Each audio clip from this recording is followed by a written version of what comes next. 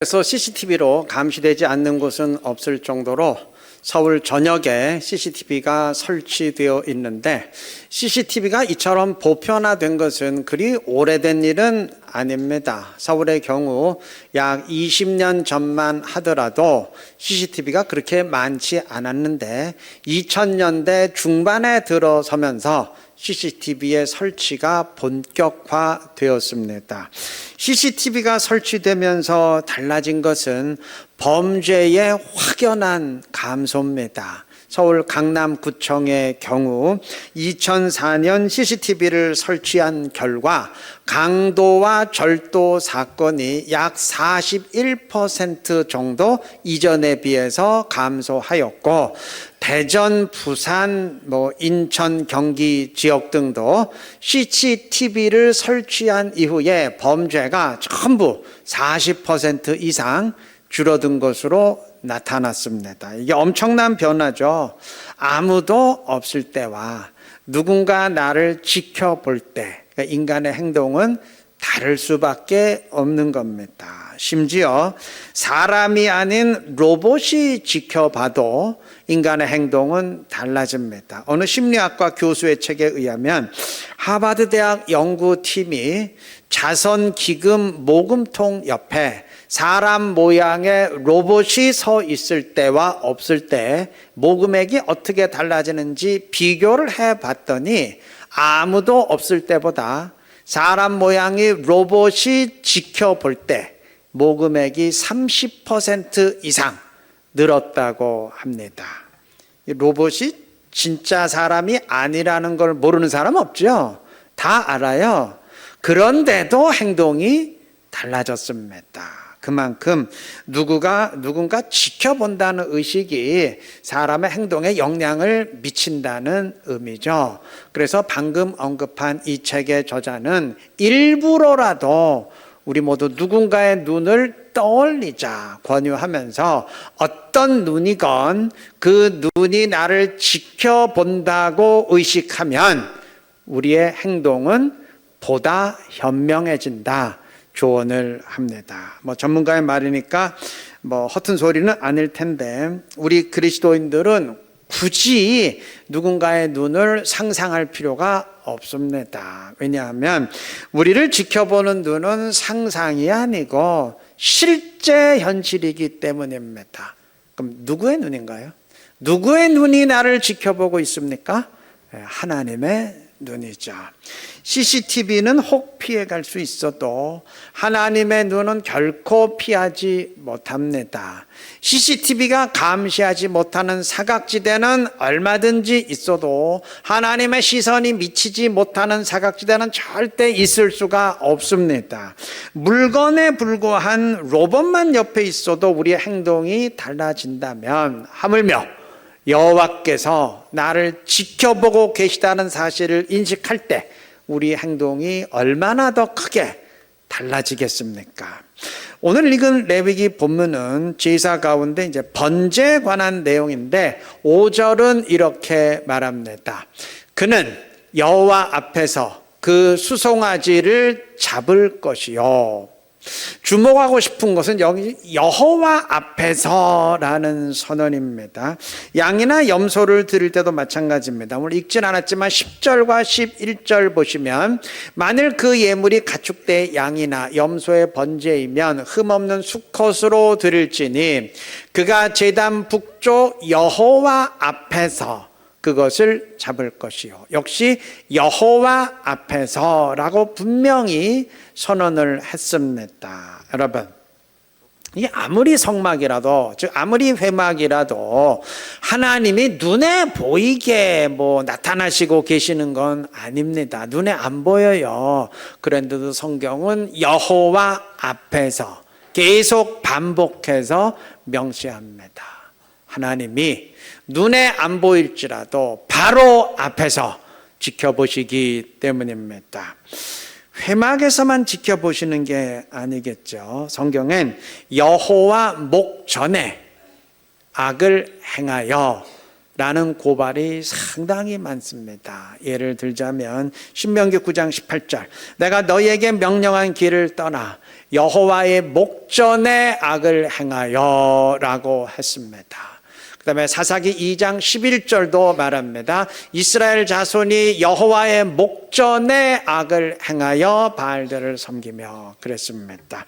사사기 13장 1절도 이스라엘 자손이 다시 여호와의 목전에 악을 행하였으므로 말합니다. 시편 51편 4절도 똑같이 말합니다. 내가 주께만 범죄하여 주의 목전에 악을 행하였사오니. 한자말로 목전, 우리말로 바꾸면 눈앞이 되겠죠. 여러분, 아무리 이스라엘이 말씀을 불순종하고 범죄했어도 하나님 보시라고 공개적으로 그러진 않았을 겁니다. 성막에서 그러진 않았을 거예요. 사람의 심리상 어떤 악이든 되도록 좀 은밀히 행하려 하지 않았겠습니까?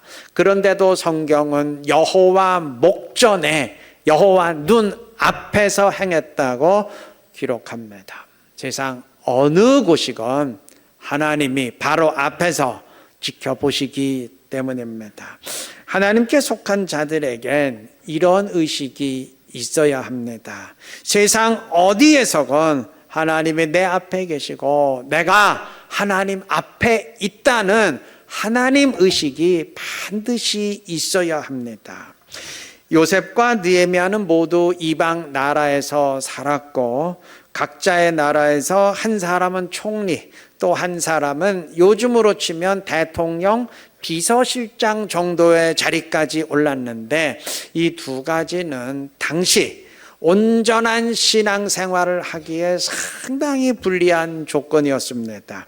이방 나라에서 살았다는 것은 곧 우상 숭배의 문화 속에 있었다는 의미고 영향받을 환경에 있었다는 얘기고, 그 나라의 높은 위치에 올랐다는 것은 하나님의 백성이라는 정체성 버리고 그냥 그 나라 사람으로 살아가고 싶은 유혹을 강하게 받을 수밖에 없었다는 의미입니다. 게다가 하나님은 단 한 번도 이들에게 직접 나타나시거나 말씀하신 적이 없어요.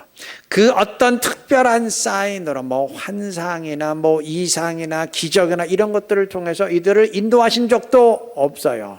성경의 역사에서 이들이 차지하는 비중을 고려할 때 상당히 의아한 수준입니다. 그런데도 이들은 단 한 번도 말씀을 벗어나거나 불순종하는 일이 없는 신실한 삶을 살았습니다. 하나님이 내 앞에 계시다는 분명한 의식을 지녔기 때문입니다.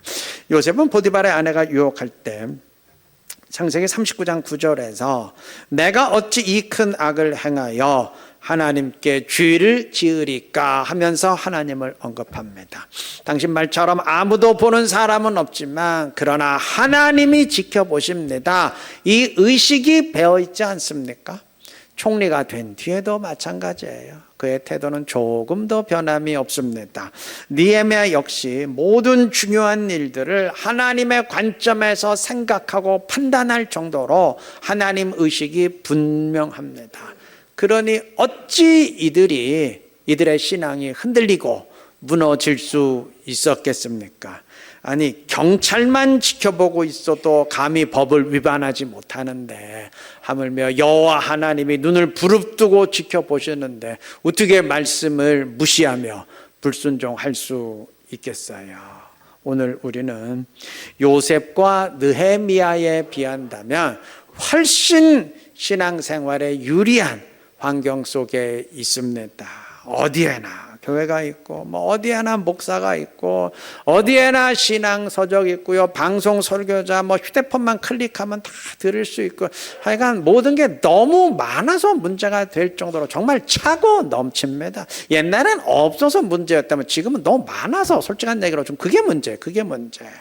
그런데도 우리 모습이 신실하지 못하다면 하나님의 눈을 의식하지 못하기 때문입니다. 어느 아이가 교회 가는 것을 보고 어떤 사람이 물었어요. 너 하나님 한 번이라도 본 적 있어? 하나님이 어디 계신지 아니? 아이가 되묻습니다. 아저씨는 하나님이 안 계신 곳을 아세요? 여러분, 세상에 하나님이 안 계신 곳을 아는 사람은 단 한 명도 없어요. 왜냐하면 하나님이 안 계신 곳은 세상 어디에도 없기 때문입니다. 그런데 이게 애도하는 것을 어른이 모를 때가 있어요. 그것도 영적 배경이 막강한 사람인데 그럴 수 있습니다. 구약의 요나 선지자는 하나님을 피해서 다시스로 가는 배를 탔는데, 다시스는 오늘날의 스페인 지역으로 당시에는 서쪽의 끝이라고, 그러니까 지구 끝이라고 알려졌던 곳입니다. 즉 요나는 당시 개념으론 세상 끝까지 도망쳐서 하나님을 피하려 했던 것인데, 아니 지구 끝까지 간들 하나님이 안 계시겠습니까? 지구 끝까지 간들 그래 하나님의 시선이 미치지 못하는 곳이 있겠습니까? 그런데도 요나는 하나님을 피할 수 있다고 착각했어요. 선지자도 이럴 수 있었다면 우리는 오죽하겠습니까? 시편 139편 7절과 8절은 분명히 말합니다. 내가 주의 영을 떠나 어디로 가며 주의 앞에서 어디로 피하리이까? 내가 하늘에 올라갈지라도 거기 계시며 수월에 내가 자리를 펼지라도 거기 계시니이다. 맞습니다. 하나님은 세상 어디에도 계시고 지켜보십니다. 중국 고전 중용에 계신호 기소불도 공구호 기소불문이라는 말이 있습니다. 남이 보지 않는 곳에서 삼가고 들리지 않는 곳에서 스스로 두려워한다는 말입니다. 쉽게 말하면 아무도 보는 사람이 없어도 스스로 도리에 맞게 행한다는 의미입니다. 역사의 인물들 가운데 이를 인생의 좌우명으로 삼고 살아간 사람들이 많았습니다. 우리가 잘 아는 이율곡, 이퇴계 등도 그러했다고 하는데, 아무도 보는 사람이 없어도 스스로 도리에 맞게 행해야 한다며 하물며 여호와 하나님께서 두 눈을 부릅뜨고 바로 앞에서 지켜보시는데 그건 당연히 도리에 맞게 행해야 하지 않겠습니까? 당연한 거 아니겠어요? 하나님은 어디에나 계십니다. 바꿔 말하면 우리는 세상 어디에서건 하나님 바로 앞에 있습니다. 하나님 눈 앞에 있습니다. 이 사실 꼭 기억하시기를 바랍니다. 이건 누구나 다 아멘하며 동의하는 원리인데, 간단한 원리인데, 여러분 이거 하나만 우리가 분명히 기억해도 우리 인생 바뀔 겁니다. 이거 하나만 기억해도 교회가 바뀌고 온 세상이 바뀔 겁니다. 하나님은 어디에나 계시고 어디서건 나를 지켜보십니다. 어디서건 나는 바로 주님 눈 앞에 있습니다. 이 사실 꼭 기억하시고 하나님 앞에서 행하시기를 바랍니다. 그래서 온전한 신앙의 길을 걸으며 주님의 기쁨이 될 수 있는 지혜롭고 복된 우리 이른교회 모든 성도님들 되시기를 바랍니다.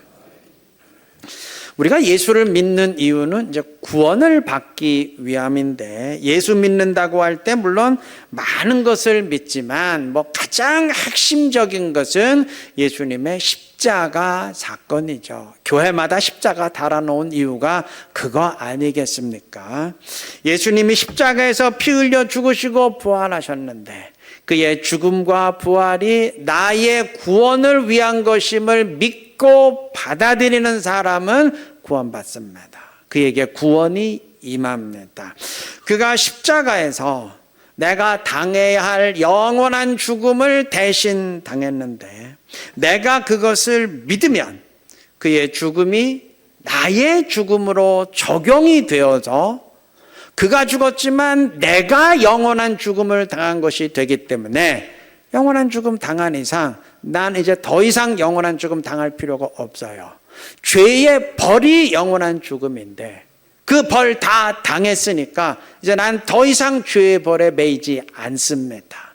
징역 10년 선고받았어도 징역 10년 다 살았으면 이제 더 이상 매일 필요가 없잖아요. 자유잖아요. 감옥하고는 전혀 상관이 없잖아요. 우리 그렇게 됐습니다. 그가 십자가에서 피를 다 흘리셨는데 그의 피 흘림이 나의 죄의 문제를 해결한다는 사실을 믿고 받아들이면 내 죄 문제 해결되고 죄사함 받습니다. 우리가 예수를 믿는다고 할 때 근본적으로 이것을 믿는다는 말인데, 자, 이 원리가 안 믿는 세상 사람들의 입장에서는 상당히 이해하기 힘든 낯선 원리입니다.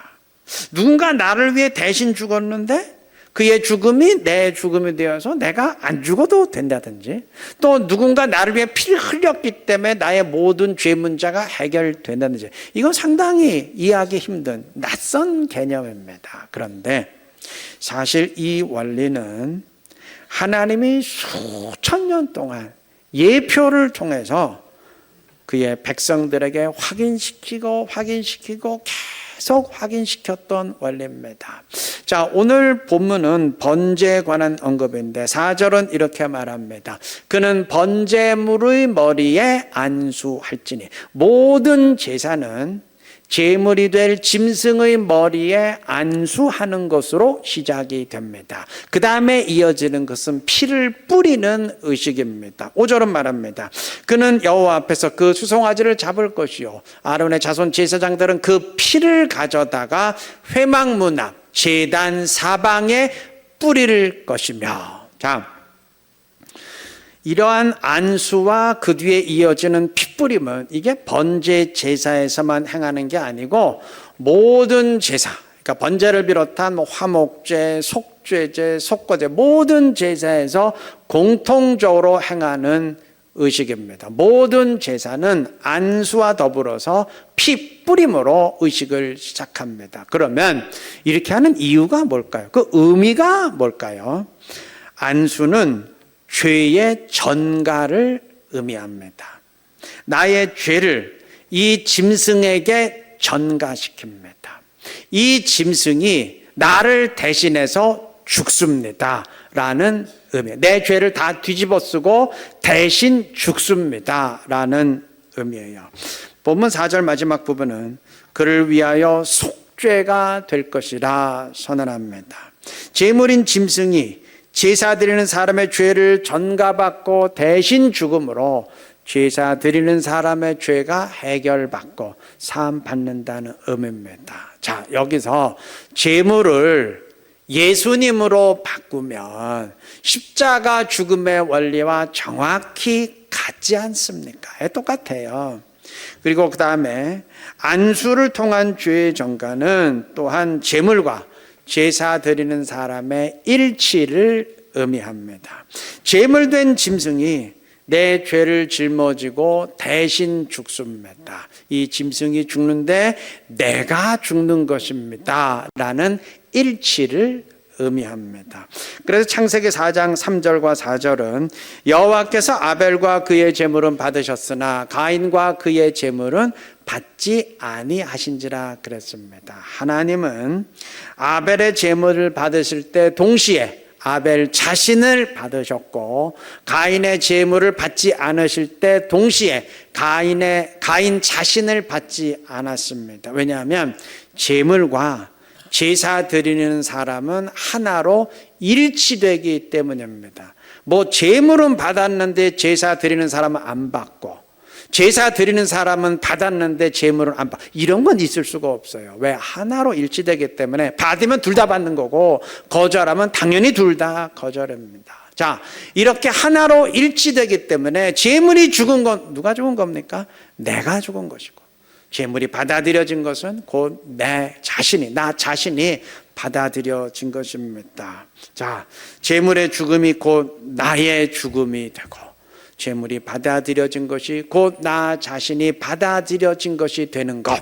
여기서 제물을 예수님으로 바꾸면 십자가의 원리와 정확히 같지 않습니까? 예수님의 죽음이 곧 내 죽음이 돼서 내가 죽은 것이 되는, 정확히 같지 않습니까?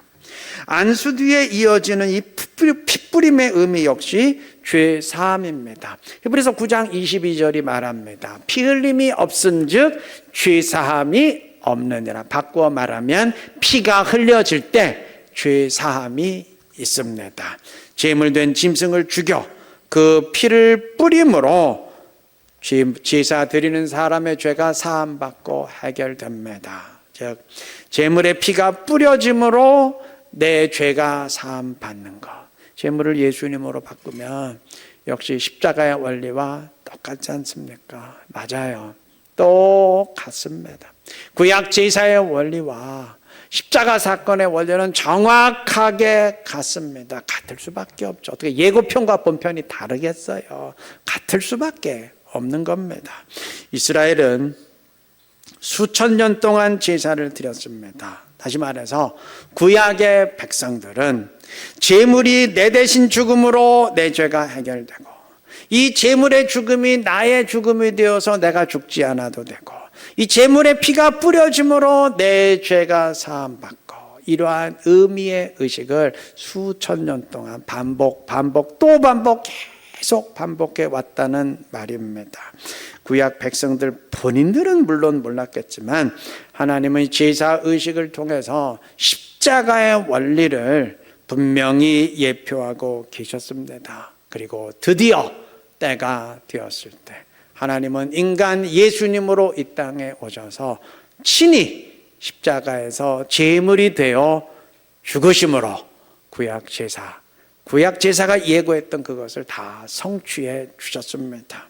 그로 인해서 구약 제사의 원리와 같이 제물 되신 예수님이 내 대신 죽음으로 내 죄가 해결되고, 그의 죽음이 나의 죽음이 되어서 이제 내가 죽지 않아도 되고, 제물 대신 그가 피를 뿌림으로 내 죄가 해결되고 사함받게 된 것입니다.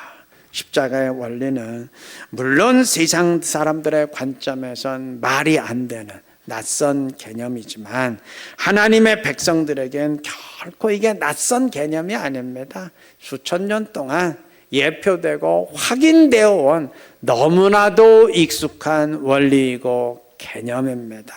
여러분, 하나님이 이렇게 오랜 생활 시간 동안 예표하신 다음에 드디어 이루었습니다. 뭐든지 오랜 시간 준비한다는 것은 그만큼 중요한 일이라는 의미입니다. 그렇지 않습니까? 여러분, 내가 몇 월 며칠에 점심을 뭘 먹어야 되나, 짬뽕을 먹어야 되나, 짜장면을 먹나, 그거 1년 내내 고민하는 사람 없어요. 아무거나 먹으면 돼요. 그렇죠? 그런데 내가 결혼식을 어디서 해야 되나, 피로에는 어떤 식으로 해나, 그거 당장 결정하는 사람 없어요. 야, 우리 내일 결혼식 할까? 이런 사람 없어요. 오랫동안 준비합니다. 왜? 중요한 일이니까. 하나님은 이 십자가 사건을 수천 년 전부터 예고하다가 드디어 이루어졌습니다. 그만큼 중요한 일이기 때문입니다.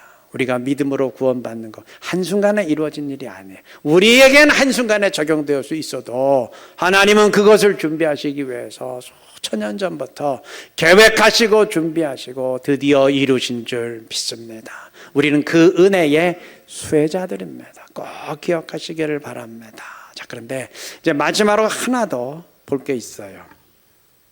이 안수와 핏뿌림을 오늘 설명했는데 이 핏뿌림의 의식에서 한 가지 의아한 게 있습니다. 자, 피를 뿌리는 이유는 죄사함을 위해서인데, 그러면 상식적으로 죄를 사함받아야 하는 사람에게 뿌리는 게 그 상식적 아니겠어요? 근데 어느 제사에서도 제사 드리는 사람에게, 다시 말해서 죄를 사함 받아야 되는 사람에게 피를 뿌리는 일은 없어요. 그 대신 제단에 뿌려지건 또는 지성소 안에까지 뿌려지건 여하튼 성전에만 피가 뿌려집니다. 그럼으로써 제사 드리는 사람의 죄가 사함받습니다. 내 죄가 사해져야 되는데 나한테 피를 뿌려서 사해지는 게 아니고 성전에 뿌림으로 내 죄가 사해져요. 아니, 왜 죄 사함을 받아야 되는 사람에게, 정작 그 사람에겐 피를 안 뿌리고 아무 상관없이 보이는 성전에 뿌리느냐? 그 이유 따질 것 없이, 언젠가 설명드릴 기회가 있을 겁니다. 그 이유 따질 것 없이 이러한 핏뿌림은 제사 드리는 사람과 성전의 일치를 의미합니다. 내가 죄를 지었는데 나만 더러워진 게 아니고 성전도 똑같이 더러워져요. 성전에 피를 뿌려서 깨끗하게 했는데 성전만 깨끗해진 게 아니고 나도 똑같이 깨끗해져요. 이게 정확하게 일치되지 않습니까? 여러분, 이러한 일치는 이제 신약 시대엔 상징을 넘어서 실제 현실이 됩니다. 죄사함의 피는 이제 더 이상 성전에 뿌려지지 않습니다. 이제는 나에게 직접 뿌려집니다. 성경이 그것을 누차 강조합니다. 베드로전서 1장 2절이 말합니다.